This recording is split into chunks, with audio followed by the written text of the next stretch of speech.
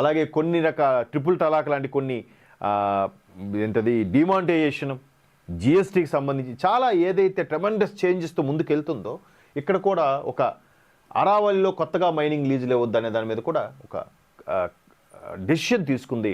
దానిపైన సుప్రీంకోర్టు ఏదైతే కొద్ది రోజుల క్రితం ఒక తీర్పు వెలువరించింది. అదేమిటంటే ఇక్కడ మనం చూడొచ్చు మ్యాప్లో ఆల్మోస్ట్ ఆల్ గుజరాత్ నుంచి ఢిల్లీ వరకు ఈ సుమారుగా 650 కిలోమీటర్ల ఈ పరిధిలో, ఈ గ్రీన్ కరల్ పరిధిలో ఆరావళి పర్వతాలు విస్తరించున్నాయి. చరిత్రలో మనం ఆరావళి పర్వతాల గురించి కూడా మనం చాలా సందర్భాల్లో చదువుకున్నాం. ప్రధానంగా హిమాలయాలు, అలాగే వింధ్యా పర్వతాలు, ఆరావళి పర్వతాలు, అలాగే దక్షిణ దానికి వస్తే ఆల్మోస్ట్ ఆల్ తీర ప్రాంతాలకు అనుకున్న తూర్పు కనుమలు, పశ్చిమ కనుమలు, ఇవి ప్రధానంగా భారతదేశానికి సిస్టమేటిక్గా టైం టు టైం దాన్ని ఏమంటారు వర్షాలు పడడం కానీ, వాతావరణం సమతుల్యత కానీ అన్నిటికీ చాలా దోహదపడుతున్నాయి. సో అటువంటి 650 కిలోమీటర్లు విస్తరించిన ఆరావళి పర్వతాల్లో మూడో వంతులు చేసుకుంటే మూడో వంతు ఇప్పటికే కొట్టేశారు, చెట్లను కలిశారు.